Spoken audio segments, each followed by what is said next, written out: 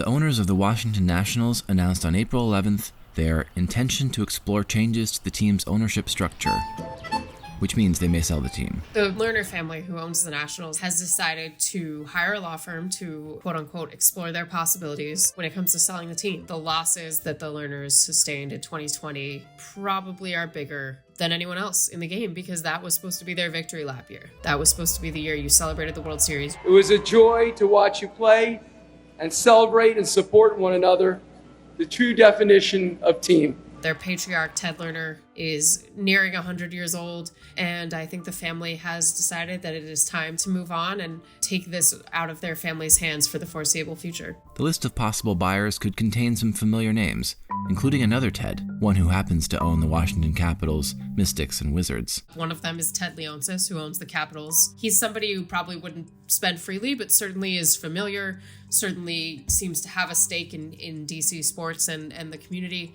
Another name that's come up is David Rubenstein, one of the founders of the Carlyle Group. He's somebody that would be interesting, would be buying the team because he wants the team, would care about the Washington Nationals. He's a big DC guy, his name's on the panda habitat. He's just kind of chairman of the Kennedy Center's board, all these things. So if you're a Nationals fan, you want someone who cares about the Nationals and isn't just sort of viewing them as a commodity. A buyer would have to consider the value and liabilities of the franchise, something which isn't totally clear from the outside. Any potential investors, they're going to have to sign an NDA, and then they'll get a chance to look at the Nationals' finances. And what they find there, I don't think will be appalling from what we know. But one of the things that is there is a lot of deferred money to baseball players named Max Scherzer and Steven Strasburg. I think if you add it all up, it's not too far from $200 million, certainly over $100 million that will be on the books to those two guys. And then you're inheriting a stadium that is not old by any means, but it's not new.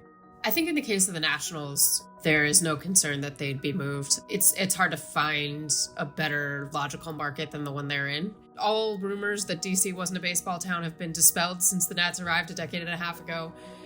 It's a competitive team, and it's also a unique proximity to power. New owners will also face scrutiny over how much they spend on the Major League roster, questions the Lerners also faced. The Lerners had a reputation for cutting corners here and there and being a little bit stingy when it came to the margins, but overall, I don't think you can look at their ownership and say they did anything but create a competitive product and one that could contend. I think that people in DC will always wish they had spent a little more in the years where the Nationals were close to winning. But I also think when you look at payroll and the size of the DC market compared to others, they were really kind of good stewards of the product. If the sale does happen, the public will be aware, to some extent, how much the team grew in value. The Lerners bought the team for $450 million in 2006. The Marlins, who I think anyone who knows baseball even a little bit would say are not nearly as attractive in terms of fan base, attendance, roster, history, anything, as the Washington Nationals sold recently for $1.2 billion. I think by and large, the Lerners are going to get, when you look at the basic numbers, maybe a 3-4 times, return on their initial investment, not counting the money they put in since, which is substantial.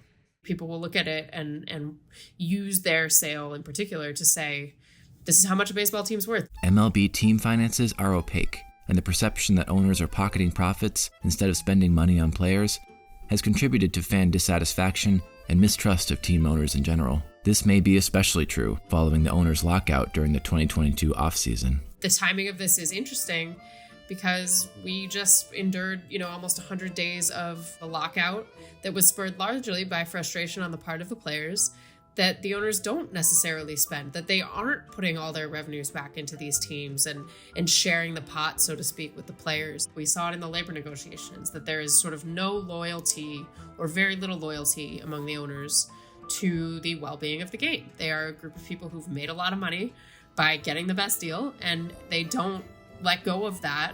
I think there's a lot of reasons why people look at the owners and assume they are being cheap, for lack of a better word. We can't see the numbers. They will not show us the numbers, which I think is, a reasonable source of skepticism. Like, if this is true, then show us.